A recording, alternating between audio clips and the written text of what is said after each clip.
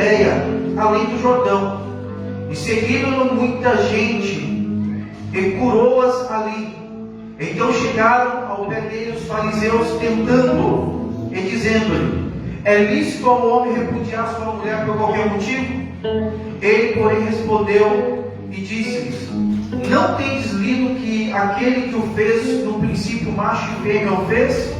E disse: portanto deixará o homem pai e mãe, e se unirá à sua mulher, e serão dois numa só carne. Assim não são mais dois, mas uma só carne. Portanto, o que Deus uniu, ou que ajuntou Deus, não separa o homem. Disseram-lhe eles: então por que mandou Moisés dar-lhe cartas de divórcio e repudiá-la? E disse-lhe ele: Moisés, por causa da dureza do vosso coração, nos permitiu repudiar vossas mulheres, mas ao princípio não foi assim. Eu vos digo, porém, que qualquer que repudiar sua mulher, não sendo por causa de prostituição, e casar-se com outra, comete adultério. E o que casar com uma repudiada também comete adultério. Disseram-lhe seus discípulos: se assim é a condição do homem relativamente à mulher, não convém casar. E ele, porém, lhe disse: nem todos podem receber esta palavra, mas só aqueles quem foi concedido. Porque há eunucos que assim nasceram do ventre da mãe, e há eunucos que foram castrados pelos homens, e há eunucos que se castraram a si mesmos por causa do reino dos céus. Quem pode receber isso? Recebam. Amém? Amém, igreja? Amém. Pode se assentar em nome de Jesus, desocupando as suas mãos. Dê uma linda salva de palmas ao Senhor Jesus.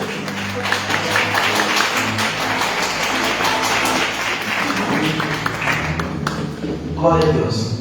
Irmãos, o texto que nós lemos é um texto difícil até mesmo de ser pregado. Nós não vemos ninguém pregar acerca desse texto, porque é um texto de difícil entendimento. Porque quando nós lemos o capítulo 19 de Mateus, ele vai iniciar dizendo: e aconteceu que, concluindo Jesus esses discursos. O problema é que, se nós pegarmos o capítulo 19 de Mateus e começarmos aqui a descorrer os versículos, nós podemos trazer uma conclusão errada daquilo que Jesus estava ensinando. Porque, na verdade, o que Jesus está falando no capítulo 19, Jesus criou ali um fundamento, Jesus criou ali uma base no capítulo 18. É por isso que nós lemos: e aconteceu que, concluindo Jesus esse discurso. Então, para que nós possamos entender o porquê Jesus entrou nesse assunto, porque os fariseus estão agora questionando, nós precisamos ler o capítulo 18. Porque no capítulo 18, Jesus ele vai trazer ali algumas informações que tem muita valia para nós que somos igreja, para nós que somos povo adquirido, para nós que hoje estamos aqui e falamos, batemos no peito dizendo que somos lavados e remidos pelo sangue do Cordeiro. Porque muitas das vezes o que está escrito no capítulo 18 nós não nos enquadramos, e por isso nós temos dificuldade de entender o capítulo 19.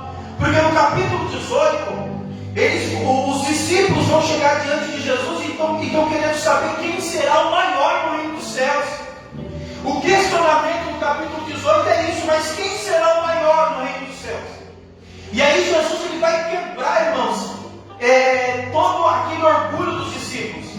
Porque se em algum momento os discípulos estavam achando só porque eles eram discípulos de Jesus, isso ia garantir para eles ser grande no reino dos céus, Jesus está dizendo assim: ó, vou acabar com isso agora. Até porque Deus não tem filho predileto, Deus não tem favorito, Deus não faz acepção de ninguém, irmãos.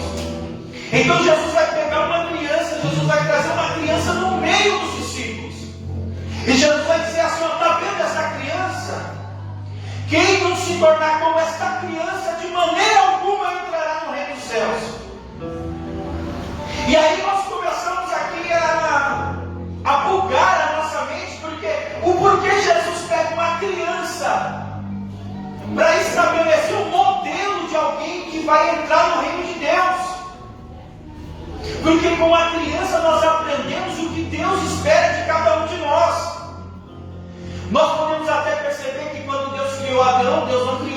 criança? Deus criou Adão homem. Porque Deus não confia coisas de importância à criança, mas Deus confia a homens, a pessoas maduras.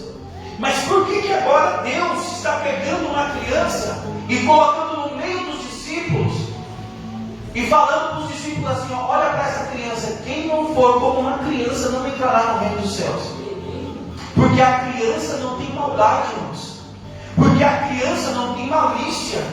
Nós que somos pais, nós vemos isso com bastante facilidade. Quando uma criança ela arruma uma briga com uma outra criança, às vezes parece que a briga é tão feia que eles nunca mais vão se falar. Mas basta passar 5 minutos, aquelas crianças já fizeram uma amizade de novo, estão conversando. Às vezes os pais tomam partido na briga de criança, as crianças voltam a conversar e os pais estão sem se falar. Aí Deus está dizendo assim, ó, tem que ser como uma criança, porque crente, irmãos, não pode ser ofendido. Não pode ser uma pessoa que leva ofensa para casa. O crente não pode ser uma pessoa assim que ouve qualquer coisa e fala assim, ah, não vou mais falar com fulano, porque fulano é ofendeu. Nós temos que ser como uma criança. A criança, irmãos, ela é inocente. Você briga com ela agora, mas passa alguns minutos e ela está sorrindo para você. É assim que Deus espera de cada um de nós. Que nós venhamos ter essa compreensão de uma criança. Então Jesus está dizendo assim, ó, quem não for como uma criança, de maneira alguma, entrará no reino dos céus. Aí Jesus vai começar aqui a dar vários padrões. Eu acho muito interessante porque o próprio Senhor Jesus ele vai dizer assim, ó, que aquele que desprezar um desses pequeninos, que é enviado por Jesus, está desprezando o próprio Jesus. E isso aqui nos ensina, porque nós temos uma compreensão errada. Nós achamos que só porque nós somos cristãos, nós não somos bobos, nós não podemos levar desaforo para casa, nós temos que resolver as coisas, mas não é assim que Jesus nos ensina. E não é porque nós tomamos esta atitude que nós somos melhores que alguém, ou que nós somos pessoas que tapadas, ou pessoas, como diz lá fora, quadradas. Claro que não, irmãos. Mas é um padrão que é o próprio reino dos céus que vai exigir de cada um de nós. Que nós possamos ser pessoas que a partir do momento em que nós nos posicionamos como servos de Deus, como cristãos, como pessoas que estamos aqui para representar Cristo, nós temos uma responsabilidade sobre a nossa vida.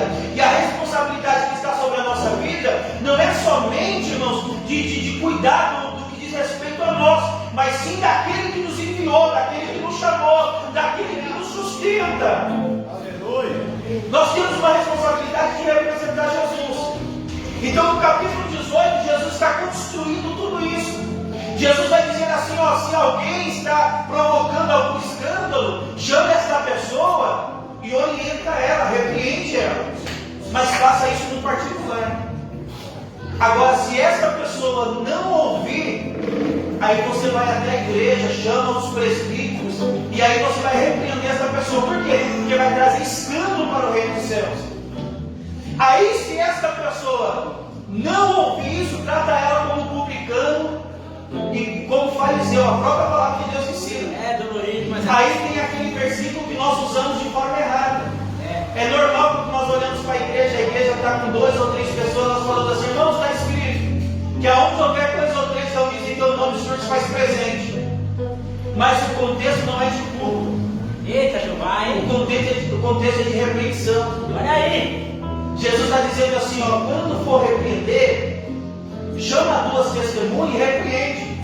Se a pessoa não ouvir, não é mais problema seu, agora é problema dela com Deus, porque onde houver 2 ou 3 reunidos, o Senhor se faz presente. É Jesus dizendo assim, ó, eu estou presente, eu sei o que está acontecendo. Aleluia! Nós não tem nada a ver com culto.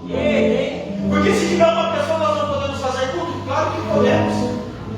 Então não é questão do culto, que se houver 2 ou 3, Jesus se faz presente. Até porque Jesus se faz presente dentro de mim, dentro de você, através do Espírito Santo de Deus. Não importa a quantidade de pessoas, o importante é Jesus estando presente. Então nós precisamos estabelecer isso daqui. Quando nós compreendemos isso, nós vamos no capítulo 19. Aí os fariseus agora querem questionar acerca daquilo que o próprio Moisés E os fariseus estão dizendo assim acerca do divórcio, da carta de repúdio. E ele vai dizer assim, que se é lícito, né, repudiar a mulher. E Jesus vai dar uma resposta tremenda, irmãos. Jesus vai dizer, não tem escrito que aquele que o fez, no princípio, macho e fêmea fez, e diz, portanto, deixará o homem pai e mãe, e se unirá a sua mulher, e serão os dois uma só carne. Eu acho isso aqui tão tremendo, irmãos. Porque em Gênesis Deus está dizendo assim, não é bom que o homem esteja só. O homem pode até viver sozinho, mas ele vai ser incompleto. Não é bom que o homem esteja só. Por isso Deus faz para o homem uma ajudadora. Deus faz uma disjuntora. Deus tira da costela do homem, uma costela, cobre com carne, e ali ele faz uma varoa, ali ele faz uma mulher. E o próprio homem vai olhar e vai dizer assim, essa se chamará varoa, porque é carne da minha carne e osso do meu osso. E ali então, a partir daquele momento, os dois se tornarão uma só carne. É isso que nós precisamos compreender, irmãos. Porque quando nós olhamos para o cenário de igreja, quando nós olhamos para o cenário que nós estamos, quando nós vemos essa estrutura que hoje nós chamamos de igreja, que é claro, a igreja somos nós, mas nós também somos membros de uma igreja espiritual, essa igreja espiritual que se reúne num templo feito de alvenaria.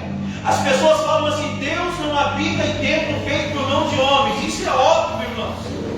Mas é no templo feito por mão de homens que a igreja espiritual se reúne, que nós podemos aprender da palavra de Deus, que nós podemos estar adorando e exaltando o nome do Senhor. E é interessante porque quando nós vamos lá no livro do Gênesis, porque quando Jesus está dizendo isso daqui, Jesus ele está remetendo a eles para o livro de Gênesis, capítulo 2, verso 18. Ele disse, o Senhor Deus, não é bom que o homem esteja só, far-lhe-ei uma disjuntora que esteja com ele. Mas no versículo 23 está escrito assim, ó, e disse Adão, esta é agora osso do meu osso, carne da minha carne. Esta será chamada varoa, porquanto do varão foi tomado. Portanto deixará o varão o seu pai e a sua mãe, e apegar-se-á a sua mulher, e serão ambos uma só carne. Irmãos, nós precisamos entender o porquê que a palavra de Deus diz assim, ó, portanto deixará o varão seu pai e sua mãe. Porque essa expressão deixará está falando que é uma escolha. Então nós temos que tirar da nossa mente esse negócio de que é Deus que vai preparar o varão, de que é Deus que vai preparar a varoa. Não é Deus que escolhe, é você que escolhe. Eita! Porque lá no princípio Deus já escolheu, Deus viu que não deu certo. Porque quando o homem e a mulher caem, o que o Adão falou para Deus? Foi a mulher que tu me deste. Então Deus viu e falou assim, esse negócio aqui não vai dar certo. Não vai ser mais eu que vou pegar e vou fazer a varoa para ele, ou vou fazer o varão para ela. Porque quando alguma coisa der errado, na primeira briga entre eles vão colocar a culpa em mim. Então agora vai ser direito do homem, direito da mulher escolher com quem quer viver a sua vida. Porque quando chegar lá na frente e tropeçar, não tem como colocar a culpa em Deus. Porque Deus não tem nada a ver com isso. Deus só mostra para nós o manual. Ele nos ensina quais são os padrões que nós devemos usar para poder escolher. Porque tem muitas pessoas, irmãos, que entram em um relacionamento que não prospera, e um relacionamento que não dá fruto, porque ela não segue a orientação da palavra de Deus. Ela vai pela beleza. A minha avó, eu fui criado um tempo pela minha avó sempre falava isso. Que beleza, irmãos. Amor não enche a barriga de ninguém. Não tem que você pode falar assim, eu estou apaixonado, sem antes avaliar os valores. Porque para mim casar com uma pessoa para viver o resto da minha vida, eu preciso saber se aquela pessoa é certa para mim. E como que eu sei se uma pessoa é certa para mim? Isso aqui é um conselho para quem ainda não é casado. Agora, para quem já é casado, orar a Deus, pedir misericórdia para que Deus dê entendimento e vai até o final. Mas quem ainda não é casado, você que está namorando, você que está noivo, você vai até a casa, vê como que a pessoa que você quer casar, ela trata os pais dela. Se é obediente aos pais, se dá bênção aos pais quando sai de casa, se pede bênção aos pais. Irmãos, isso daí é princípio. Porque se não respeita pai e mãe, você acha que vai respeitar você? Se não respeita quem colocou ele no mundo, vai respeitar você só porque te ama. O amor acaba, a paixão acaba. Por isso que quando nós olhamos para a Bíblia, quando nós vemos os fariseus questionando a Jesus, é lícito dar carta de repúdio? Jesus vai olhar e vai dizer assim, ó, vocês não têm lido como que foi lá no princípio, macho e fêmea Deus criou? Aqui Deus já joga por terra um monte de coisa, irmãos. Porque família é constituída de um relacionamento hétero, homem e mulher, macho e fêmea. Não sei se você sabe, mas toda criança, ela nasce macho e fêmea. Quem faz dela um homem e uma mulher são os pais. É o pai que vai ensinar o macho a ser homem, e é a mãe que vai ensinar a fêmea a ser mulher. Porque quando eles entrarem no relacionamento, eles vão entrar como homem e como mulher. Por isso que nós não casamos para ser felizes. O nosso entendimento tem que ser esse. Nós casamos para fazer a outra pessoa feliz. Porque muitos casamentos se rompem, se acabam. Porque as pessoas entram no relacionamento falando assim, não, eu quero entrar no relacionamento para me ser feliz. Ou porque a pessoa quer sair de casa. Ela acha que já é demais estar debaixo da ordem do pai e da mãe. Aí ela fala assim, eu não quero mais viver debaixo da ordem do pai e da mãe. Eu quero sair de casa, eu quero viver a minha vida. E aí ela acha como porta de escape o casamento. E aí o casamento se frustra. Porque o casamento não é para mim ser feliz, o casamento é para fazer a outra pessoa feliz. Quando eu tenho esse entendimento de fazer a outra pessoa feliz, a outra pessoa vai ter o mesmo entendimento, que é de fazer eu feliz. Então, se eu tenho o entendimento que eu preciso fazer o meu cônjuge feliz, e ele tem o entendimento que precisa me fazer feliz, o casamento vai ser frutífero, o casamento vai ser próspero, o casamento vai durar anos e anos, irmãos. Por que nós vemos tantos divórcios nos dias de hoje? É porque eu casei com a pessoa errada? É porque Deus me separou? A própria palavra de Deus diz, o que uniu Deus não separa o homem. Pastor, mas por que separa? Será que Deus perdeu a força? Claro que não. Não é que Deus está dizendo que não vai acontecer. Deus está dizendo, olha, eu vou te aconselhar. O que uniu Deus, porque não foi abençoado no momento do casamento, então o que uniu Deus não separa o homem. É Deus dando um conselho para os casais. Deus está dizendo para os casais assim, ó, está debaixo da bênção, o homem tem poder de separar, mas eu vou dar um conselho, não separe o homem, porque se separar o negócio vai ser estreito. É o próprio Deus ensinando, irmãos, como que nós devemos nos comportar. Aí às vezes as pessoas falam assim, no Antigo Testamento podia casar com várias mulheres. Nunca pôde, irmãos. Senão Deus tinha criado uma areia ali para Adão no jardim. Mas Deus criou uma mulher. Porque para o homem é uma mulher o suficiente para satisfazer. E para a mulher é um homem o suficiente para satisfazer. Por que nós casamos? Nós casamos por causa de uma missão que nós temos. Esta missão agora não é mais, irmãos, de multiplicar e encher a terra, pelo amor de Deus. Isso aí foi só no princípio, porque ainda faltava a humanidade se multiplicar. Aí nós vemos que muitas pessoas ainda entendem assim, né? Nós precisamos multiplicar, e aí vai fazendo um monte de filho, 10, 12, 14, não quer mais constituir família, quer estabelecer tribo, que nem foi com Jacó. Mas para nós não é mais, irmão, só multiplicar, nós temos uma missão, porque através do nosso casamento, nós vamos manifestar o casamento de Cristo e a igreja. Talvez você não sabe, mas quando Eva ela pega, ela come do fruto, Deus não se manifesta para repreender ela. E aqui tem um ensinamento, porque o negócio de Deus não era com Eva, era com Adão. Não era necessário que Adão, ou melhor, não era necessário que Jesus viesse para redimir, irmãos, a humanidade. Bastava Adão se posicionar. No momento em que Eva ela pega aquele fruto e ela leva até o seu esposo, qual teria que ser o posicionamento dele? Ele deveria olhar para ela e dizer assim, Eva, o que você fez? não foi orientado que nós não poderíamos comer da árvore do conhecimento do bem e do mal? Aí eu acredito, não está escrito na Bíblia, mas eu acredito. Eva ia falar assim: eu sei, mas a serpente falou tantas coisas e eu acabei comendo, e agora o que eu vou fazer? Aí Adão tinha que se posicionar. Adão tinha que falar assim para Eva: Eva, fica aqui, porque agora eu vou consultar a Deus, mas pode ficar tranquilo, porque toda a responsabilidade eu assumo. Meu Deus. Adão ia chegar diante de Deus e ia falar assim: Deus, o Senhor liberou uma palavra dizendo que nós não poderíamos comer. E aí? Só que Eva comeu. Meu Deus. E agora a condenação está sobre ela. Mas Eva é carne da minha carne e osso do meu osso. Eu não conseguirei viver sem Eva. Essa tinha que ser a posição de Adão. Eu não sei viver sem Eva. Não mate ela, Senhor. Me mata. Eu dou a minha vida no lugar da vida dela. Meu Deus. Se Adão se posicionasse desse jeito, Deus ia matar Adão, mas Deus ia ressuscitar Adão, e nós iríamos viver no jardim do Éden.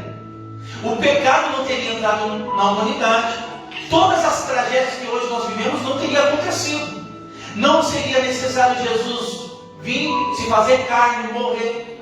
Por que eu sei que essa é a posição que Adão tinha que tomar? Porque essa foi a posição que Jesus tomou. Porque Jesus falou assim: ó, eles pecaram e eles precisam morrer.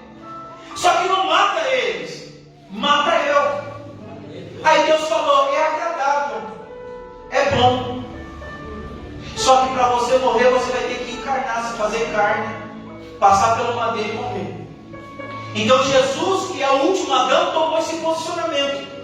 Ele falou assim: ó, eu morro em lugar dela, da humanidade. E Jesus morreu. E quando Jesus morre, a Bíblia vai dizer, eu estou falando de Jesus homem, né, irmãos? Nós temos maturidade para entender que não tem como matar Jesus, porque Jesus é Deus. Mas era necessário, por quê? Porque se o pecado entrou pelo homem, o pecado também tinha que sair pelo homem. A Bíblia diz que pela desobediência de um homem entrou o pecado, e pela obediência de um homem vai entrar a vida. Então Jesus, o homem, precisava morrer. Quando Jesus morre, o soldado fere a lateral de Jesus, e da lateral de Jesus sai água e sangue. Isso aqui é algo tremendo, porque tem dois ensinamentos. Primeiro fala das duas naturezas de Jesus. O sangue fala da sua natureza humana, e a água da natureza divina. Mas também quando fere Jesus, naquele momento a igreja estava nascendo, como Deus fez com Adão. Quando no jardim do Éden, Adão pegou no sono, Deus tirou da costela de Adão, Eva, e quando Adão desperta, ele vê a sua esposa.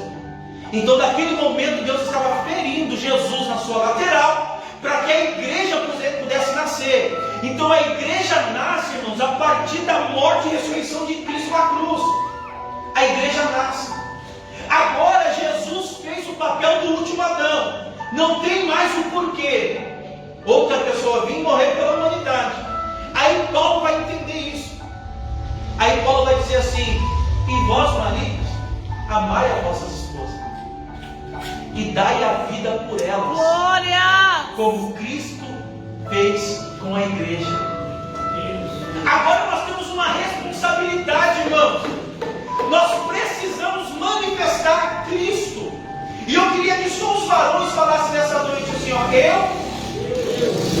não, pode ser mais forte, só os varões falam assim: eu tenho uma responsabilidade. Eu manifesto a Cristo. Então todos os dias nós temos que estar dispostos a dar a vida pelas nossas esposas. Por favor. Então você percebe que quando você tem essa compreensão, não vai ser mais porque a esposa não fez o café de manhã para você que você vai ficar brigado com ela. Verdade. Não vai ser mais porque sua roupa não está passada que você vai ficar brigado com ela. Revelação aí. Você tem que amar ela com os defeitos que ela tem, assim como ela tem que amar você com os defeitos que você Glória a tem. Deus! Maravilha! Sabe qual é o maior erro nos dias de hoje? A pessoa procurando uma pessoa igual a ela. Tem mais, hein? Sabe por quê? Se uma pessoa for igual a você, não existe, mas se for igual a você, não dá certo. Para dar certo, as pessoas têm que ser diferentes, porque o diferente se completa. A maior prova disso é o quebra-cabeça, irmãos. Se todas as peças fossem iguais, o quebra-cabeça não se montava. E por que o quebra-cabeça se monta? Porque as peças são diferentes. E depois que se monta, o que acontece? Eles refletem uma imagem. Não tem um desenho no quebra-cabeça? Se as peças estiverem todas espalhadas, você não sabe que desenho tem ali. Mas monta o quebra-cabeça e você vai ver uma imagem. Quando o homem se une à sua esposa, os dois que são diferentes, eles vão agora refletir uma imagem. Qual a imagem que eles refletem? A imagem de Cristo. O homem, irmãos, ele é tão incompleto em si só, que quando Deus cria o homem, Deus fala assim: o homem vai ser cuidador e lavrador da terra. Acabou. O homem era só para isso, só para cuidar do jardim. Mas quando Deus ele traz a varoa para completar o homem, você vai ver que a responsabilidade aumenta. É por isso que nós, irmãos, sozinhos nós não fazemos nada. Mas quando nós estamos com a nossa varoa, quando nós estamos com aquela mulher virtuosa que o Provérbios nos ensina, a coisa é diferente. As coisas começam a fluir. Não tem como, irmãos, se você querer construir alguma coisa sozinho, pode até construir, mas não vai ficar bom. Só vai ficar bom quando você entender esse princípio de construir junto com a sua esposa. Maravilha de Deus. A palavra de Deus diz, irmãos, deixa eu ver se eu acho aqui, versículo 22 do capítulo 1 de Gênesis: e Deus os abençoou, dizendo: frutificai e multiplicai, e enchei as águas dos mares, as águas, e multiplicai a terra. Não é esse versículo. Quando Deus ele cria a mulher, ele vai abençoar e vai liberar uma ordem, irmãos, para os dois, que os dois tinham que se multiplicar. Só que agora a responsabilidade deles seria diferente. Eu sempre devia ter marcado aqui, eu não marquei. E por causa disso, nós vemos a importância da mulher. Tem muitas pessoas que não compreendem esse princípio. E porque não compreendem esse princípio, não entendem as revelações do céu. A mulher, ela sempre vai compreender aquilo que o homem não enxerga. Tem coisas que para o homem é limitado, e tem coisas que Deus revela para a mulher. Você pode perceber uma coisa: o homem, ele começa a conversar com uma mulher, e na cabeça dele é só amizade. A mulher já tem um sentido mais aguçado, que ela olha e ela fala assim: ó, aí tem coisa. Irmãos, eu aprendi uma coisa: se você não ouve a Deus, ouve a sua mulher. Verdade. Porque a mulher tem mais sensibilidade para ouvir o Espírito Santo de Deus. Aleluia, Jesus. A mulher tem mais sensibilidade. Irmão, o homem quer dar certo na sua vida, ouve a sua esposa. Esposa, quer dar certo na sua vida, compreende o seu marido. Oh, glória. Se nós entendermos esse princípio, o negócio vai para frente. O negócio flui. Mas se não entender esse princípio, as coisas vão caindo por terra. E é interessante, porque às vezes as pessoas nos questionam: pastor, pode se casar 2 vezes, 3 vezes, 4 vezes? E é difícil, irmão, nós nem temos tempo para entrar nesse assunto. Mas o que acontece quando a pessoa casa a primeira vez? Casou a primeira vez? O que é o casamento? O casamento é algo tão profundo, porque o primeiro casamento que Deus fez foi o casamento de Cristo e a igreja. Então, nos lugares espirituais tem um modelo de casamento. Quando nós queremos participar daquilo que se chama casamento, nós precisamos olhar para o modelo que foi feito por Deus, que é o casamento de Cristo e a igreja. E aí eu pergunto para você: há divórcio no casamento de Cristo e a igreja? Claro que não. É por isso que eles estão perguntando: é lícito o homem repudiar? E aqui Jesus vai dar um ensinamento. Porque eles estão falando: ó, o povo está repudiando, e se falar que não é lícito, vai entrar em contradição à palavra de Deus, porque Moisés falou que é lícito. Mas por que Moisés falou que era lícito repudiar? Porque os homens se casavam e eles não estavam contentes com a sua esposa, eles abandonavam ela. E as mulheres, irmãos, não tinham todo o privilégio que tem nos dias de hoje. Então as mulheres ficavam abandonadas, excluídas, sem nenhum apoio de ninguém. Então aquilo aquilo que estava se tornando algo que ia causar problema lá na frente. Então Moisés está falando assim, ó, é o seguinte, se vocês não querem mais ficarem juntos, não repudia, dá carta de divórcio, que aí ela pode casar de novo. E aí a mulher, ela teria então uma carta de divórcio para apresentar. Mas não é que Deus aprovava isso.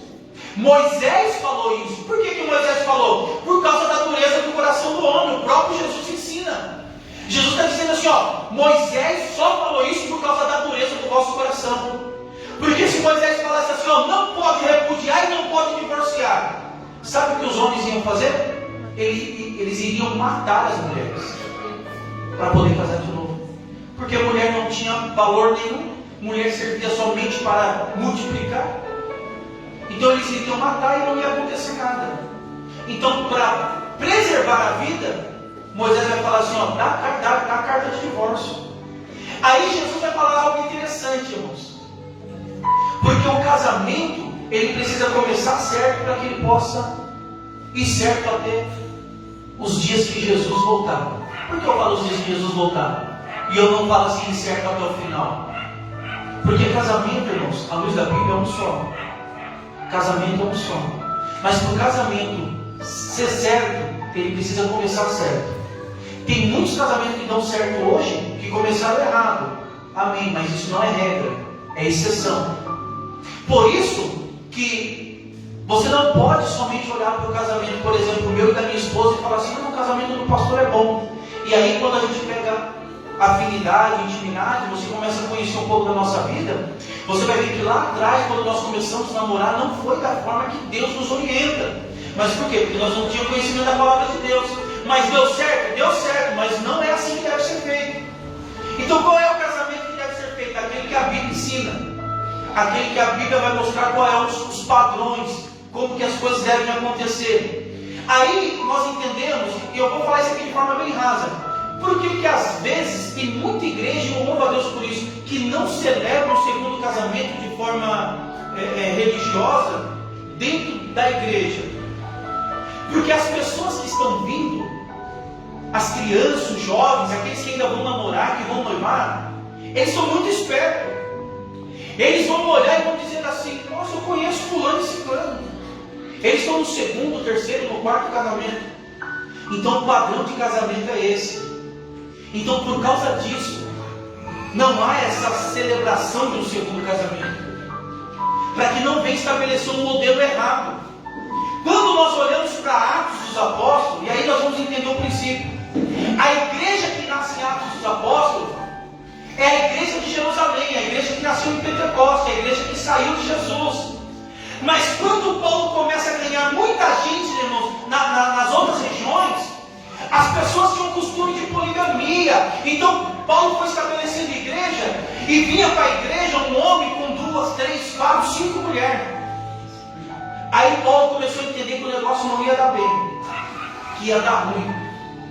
Aí Paulo falou assim, eu não posso mexer nas famílias que já estão constituídas. Então eu vou ter que mudar o modelo. Aí nós vemos as cartas de apóstolo Paulo. Vai dizer assim, aos diáconos, aos presbíteros, sejam marido de uma só mulher. Por quê? Porque vai começar a estabelecer um modelo certo. As pessoas vão olhar e vai falar assim, não, o modelo certo a ser seguido é isso. É esse. Então eles vão olhar para o modelo e através do modelo eles vão reproduzir. Então Jesus está dizendo aqui para os fariseus, não foi assim desde o princípio. Quer saber o que é um casamento? Olha para o jardim do Éden. Olha para o primeiro casamento. Pastor, mas quem agora está no segundo, no terceiro, no quarto casamento? Irmãos, as bênçãos do Senhor vai vir? Vai vir. Só que nós precisamos saber que vai ter algumas coisas que para nós serão limitadas. Nós estaremos vivendo na cidade de refúgio.